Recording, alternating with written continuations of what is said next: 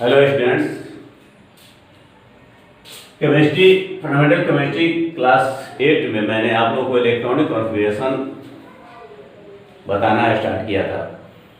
इसमें उसका कुछ रूल मैंने आपको बताया था कि कक्षा और उप कक्षा में किस तरह से इलेक्ट्रॉनों का वितरण करते हैं, जिस पर दो फार्मूला मैंने आपको दिया कि हमेशा याद रखो। और वह फार्मूला क्या था? 2n² सेल में इलेक्ट्रॉन को डिस्ट्रीब्यूट करने के लिए, और दूसरा फार्मूला था 4n-2 सब सेल में इलेक्ट्रॉन को डिस्ट्रीब्यूट करने के लिए। तो ये दोनों फार्मूला आपकी इसके पहले वाली क्लास में मैंने समझाया था। कई क्लास में इस फार्मूला को मैं समझा रहा हूँ, आप इसको याद कर लेना। और इसी के आधार पर हम लोग कक्षा और उप कक्षा में इलेक्ट्रॉनों का वितरण करेंगे। तो अब देखते हैं, कुछ एग्जाम्पल मैंने आपको बनाया था, सॉल्व कराया था। एक परमाणु संख्या 1 से लेकर 15 तक का। अब 1 से लेकर 15 तक के बाद आगे हम देखते हैं कि इलेक्ट्रॉनों का डिस्ट्रीब्यूशन कैसे करते हैं। जैसे हम आपको कुछ सिंबल दे करके छोड़ दिए थे, जैसे सल्फर 16 का कैसे डिस्ट्रीब्यूट करेंगे? 1s2 2s2 2p6 3s2 3p, count करते चलना है। 2 2 4 अच्छा 10 2 12 कितना हो जाएगा? 4 3s2 3p4।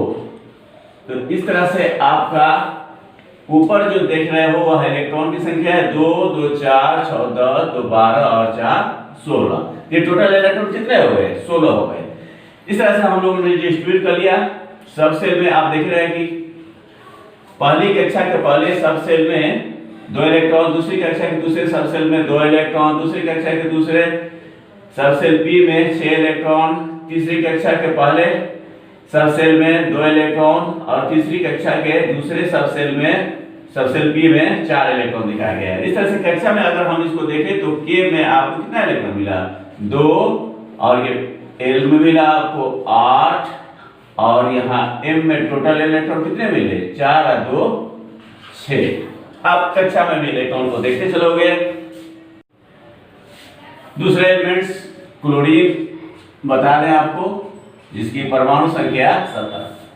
अब इसका इलेक्ट्रॉनिक कॉन्फ़िगरेशन कैसे लिखोगे? बिल्कुल इसी तरह से लिखना है, केवल आपको लास्ट में जाकर इलेक्ट्रॉन को बढ़ाते जाना है। 1s2 2s2 2p6 3s2 3p5। क्या किया मैंने? वायतम कक्षा के अंतिम सब सेल में एक इलेक्ट्रॉन बढ़ा दिया, तो 16 के बाद 17 का इलेक्ट्रॉन विन्यास बन गया। और इस तरह से कक्षा में अगर काउंट करते हो तो 2, एल में 8, एम में 5 इलेक्ट्रॉन आपको 7 इलेक्ट्रॉन आपको मिल गए। इस तरह से टोटल इलेक्ट्रॉन आपको कितना हो गया? 17 हो गया। चलो आगे देखते हैं आर्गन। Ar18 का विन्यास 1s2 2s2 2p6 3s2 3p6। यहां भी आप ये देख रहे हैं 2 8 8 18 हो गया। पोटासियम 19 का विन्यास भी देख लो, 1s2 2s2 2p6 3s2 3p6। P में 1 से लेकर 6 तक इलेक्ट्रॉन आते हैं, इसलिए 6 से ज्यादा इलेक्ट्रॉन तो पी को दे नहीं सकते। तो क्या करेंगे? अब आप अगले क्लास में देखोगे, मैंने सजाया था, फिर आपको नीचे बता देते हैं। तो इसके बाद कौन से कक्षा और कक्षा में हम इलेक्ट्रॉन को डालेंगे? इसके बाद आना तो चाहिए 3d। 1s2 2s2 2p6 3s2 3p6 3d आना चाहिए, लेकिन मैंने आपको बताया था कि 3d के पहले इलेक्ट्रॉन 4s में प्रवेश करेगा, और 4s में भरने के बाद इलेक्ट्रॉन 3d में जाता है। तो यहाँ 3d ना लेकर क्या करेंगे? 4s1 लिखेंगे। और इस तरह से आपका इसमें क्या देख रहे हैं कि कक्षा की संख्या 1 बढ़ गया, और कक्षा की संख्या बढ़कर कितना हो गया? 4 हो गया, और 2 8 8 और चौथी कक्षा में 1 इलेक्ट्रॉन। ठीक उसी तरह से कैल्शियम 20 का विन्यास भी देख लो, 1s2 2s2 2p6 3s2 3p6 4s2। देखो 2 8 8 2, इस तरह से आपका 20 इलेक्ट्रॉन्स डिस्ट्रीब्यूट कर दिया मैंने सब सेल और सब सेल में। आगे अब आप अगर इसके आगे लिखते हो जैसे एटॉमिक नंबर 21 का, स्कैंडियम 21 का, तो फिर आपका अगला इलेक्ट्रॉन 4 इसके बाद 4p में नहीं जाएगा बल्कि 3d में प्रवेश करना प्रारंभ कर देगा। और तब हमारा स्कैंडियम 21 का विन्यास क्या होगा देख लो, 1s2 2s2 2p6 3s2 3p6। अब यहाँ 3d हमने लिख दिया, लेकिन इलेक्ट्रॉन इसको नहीं दे रहा है। इलेक्ट्रॉन किसको दिया, 4s2 को, और अंतिम इलेक्ट्रॉन लाकर हमने इसको दिया। मैंने आपको बताया था कि चाहे इसको बाद में लिखो चाहे पहले लिखो, इलेक्ट्रॉन पहले 4s में देने के बाद ही 3d में दोगे। अब इसका इलेक्ट्रॉन कॉन्फ़िगरेशन तुम दूसरे तरह से भी लिख सकते हो, लेकिन जैसे 4s को पहले यहाँ रख करके 3d को बाद में रख सकते हो। मैं लिख रहा हूँ 1s2 2s2 2p6 3s2 3p6 4s2 3d1। ये दोनों इलेक्ट्रॉन एक ही बात है, एक ही चीज बता रहा है, लेकिन थोड़ा सा इसमें आपको दिक्कत यह होगी कि सेल में इलेक्ट्रॉन का काउंटिंग करते समय तुमको दिक्कत हो सकती है। क्यों? क्योंकि यह 3d 3 का ग्रुप का है, इसलिए यहाँ ग्रुप 3 के साथ इसको रखा जाना चाहिए। इलेक्ट्रॉन भले हम 4s को दे, लेकिन रखेंगे इसको पहले, जैसा कि हमने यहाँ पर लिखा है। तो इस तरह से तुम्हारा इलेक्ट्रॉन कॉन्फ़िगरेशन बन जाएगा। अगला अगर तुम लिखते हो टाइटेनियम 22 का, तो जिस तरह से ऊपर में मैंने लिखा वैसे ही लिखने का प्रयास करो हमेशा। 3d को लिखो पहले, लेकिन इलेक्ट्रॉन इसको दो और इसके बाद इलेक्ट्रॉन इसमें दो। तो चलो लिखते हैं 1s2 2s2 2p6 3s2 3p6 3d 4s2 3d2। और फिर काउंटिंग करने में, सेल में इलेक्ट्रॉन काउंट करने में कोई दिक्कत नहीं हुई, जैसे K में 2 L में 8 M में तुम्हारा इलेक्ट्रॉन कितना हो गया, 100 2 8 2 10 हो गया, और N में हो गया 2 इलेक्ट्रॉन। तो इस तरह से तुम इलेक्ट्रॉनिक विन्यास आगे 50 परमाणु संख्या 57 तक इस विधि से लिख सकते हो। बिल्कुल ही ऐसे ही 57 तक का इलेक्ट्रॉनिक विन्यास लिखने में तुमको कोई दिक्कत नहीं होगी।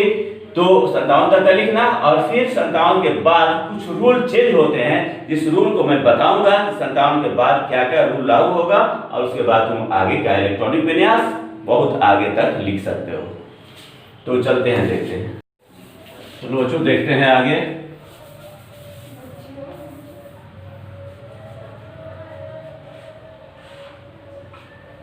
Vanadium 23 1s2 2s2 2p6 3s2 3p6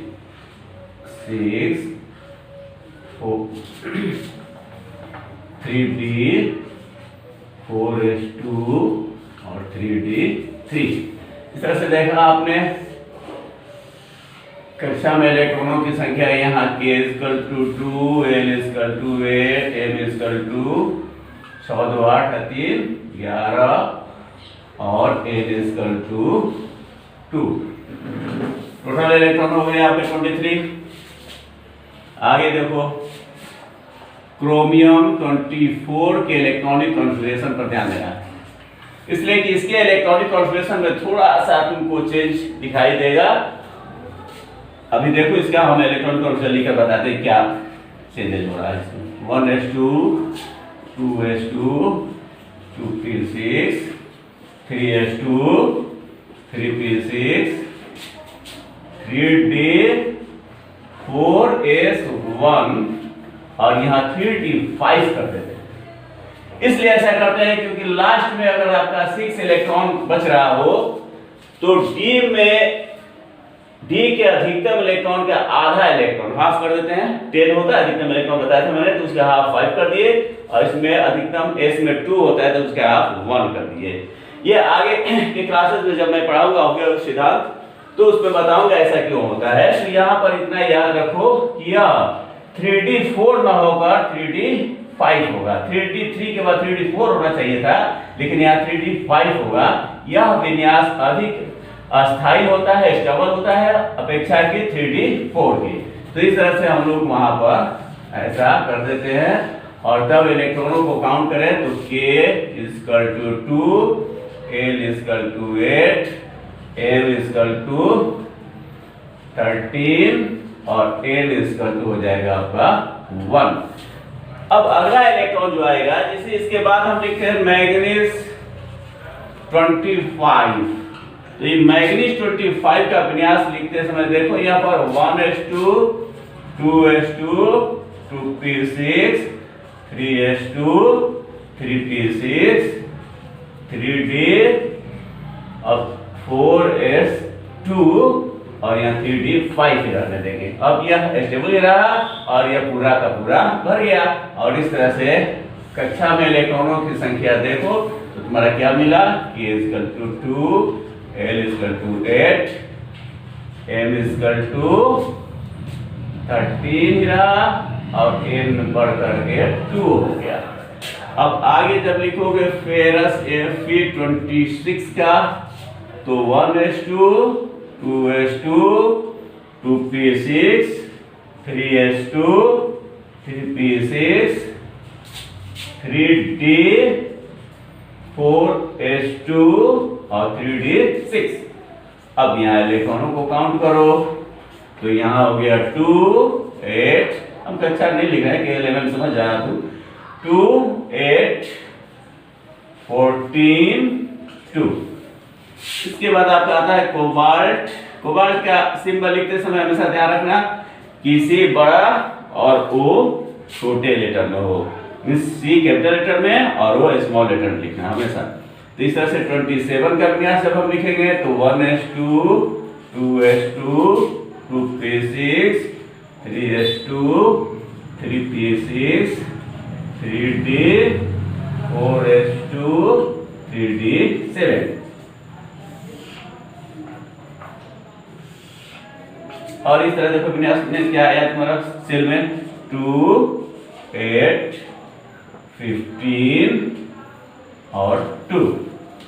इसके बाद आता है निकेल 30 तक बताएंगे हम 28, 1s2, 2s2,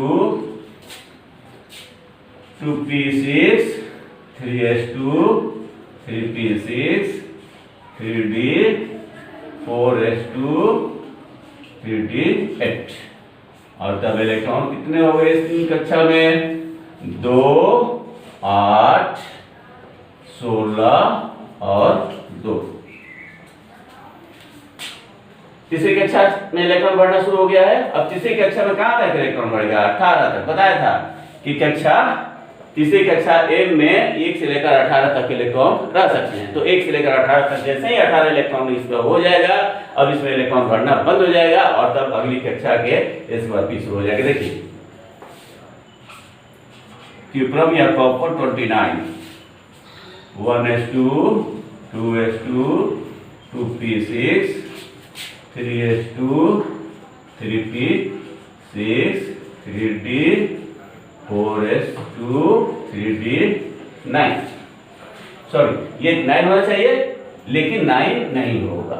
तब क्या होगा, जिस तरह से यहाँ 24 में मैंने लिखा 24 में कि n = 1, उसी तरह से यहाँ पर भी 1 कर देंगे और इसमें 10 इलेक्ट्रॉन डाल देंगे। मैं 9 लिख कर किस लिए काटा, तुमको समझाने के लिए कि तुम भी 9 लिखते, लेकिन 9 हम नहीं रखते हैं, हम यहाँ पर 10 रखते हैं। क्यों रखते हैं ये बाद में अभी आपको यहाँ कक्षा में इलेक्ट्रॉनों का काउंटिंग करते समय समझा रहा हूँ। यहाँ K में आपका अधिकतम इलेक्ट्रॉन 2 हो गया, L में अधिकतम इलेक्ट्रॉन 8 हो गया, उसी तरह से M में अधिकतम इलेक्ट्रॉन हमारा 18 हो जाना चाहिए। अगर 9 रखते तो 17 होता, हम एक इलेक्ट्रॉन इसको देने के बाद इसको पूरा भर देते हैं, मीन्स 18 का 18 कर देते हैं। तो इस तरह से हमारा M कितना हो गया, 18 और n इक्वल टू यहाँ हो गया 1। अब जब जिंक 30 का लिखेंगे तो हमारा इलेक्ट्रॉन चला जाएगा कहाँ, 1s2 2s2 2p6 3s2 3p6 3d 4s2 और यह 3d तो रहेगा नहीं। आप इसमें देखो काउंट करके k equal to 2, l equal to 8, m equal to 18 और यहाँ n में 2 इलेक्ट्रॉन हो गया। तो इस तरह से हमने आपको बताया 30 तरह का इलेक्ट्रॉनिक कॉन्फ़िगरेशन, इलेक्ट्रॉनिक विन्यास। अब आगे इसी आधार पर मैं कल भी इसके पहले भी बता चुका हूँ अभी कि आप इस विधि के द्वारा 57 तक का इलेक्ट्रॉनिक कॉन्फ़िगरेशन लिख सकते हो। फिर से बता दिया मैंने कि इस रूल के पालन करते हुए 57 तक परमाणु संख्या 57 तक इलेक्ट्रॉन विन्यास लिखोगे, कोई गलती नहीं होगी। यह बात जो 24 में देखने को मिला आपको, ये 24 में ये ऐसा आपको आगे जब लिखोगे 57 तक में तो 42 में ऐसा दिखाई देगा, 42 जहां 4s और 5s होगा। उसी तरह से 47 में 29 के विन्यास की तरफ 47 में मिलेगा और वहां पर 4s के स्थान पर 5s हो जाएगा। तो इस तरह से 42 मींस यहां पर आप लिखोगे तो बिल्कुल 42 का एटॉमिक स्ट्रक्चर 42 और यहां पर 47 का विन्यास जब देखोगे तो उसमें भी एटॉमिक नंबर 47, एटॉमिक नंबर, ये एटॉमिक नंबर मैंने लिखा है, एटॉमिक नंबर 42 में और फिर यहाँ पर एटॉमिक नंबर 47 में ऐसा विन्यास तुमको देखने को मिलेगा और यहाँ पर मिलेगा 24 की तरह, सॉरी 24 ऊपर में यहाँ है 24 42 एटॉमिक नंबर 42 में तुमको देखने को मिलेगा। इस तरह से 42 में 24 की तरह और 47 में 29 की तरह विन्यास होगा। तो 57 तक का विन्यास तुम आराम से लिख लोगे। 57 तक का विन्यास लिखने के बाद जब ये कंप्लीट हो जाएगा तो फिर आगे कैसे इलेक्ट्रॉनिक कॉन्फ़िगरेशन लिखोगे मैं बताऊंगा, और साथ साथ इस इलेक्ट्रॉनिक विन्यास को सीखने से आपको केमिस्ट्री में क्या क्या बेनिफिट हो रहा है, कौन कौन से चैप्टर को पढ़ने में आसानी हो रही है, इस पर फिर अगले दिन हम चर्चा करते हैं। आज इतना ही रहने देते हैं। Thank you.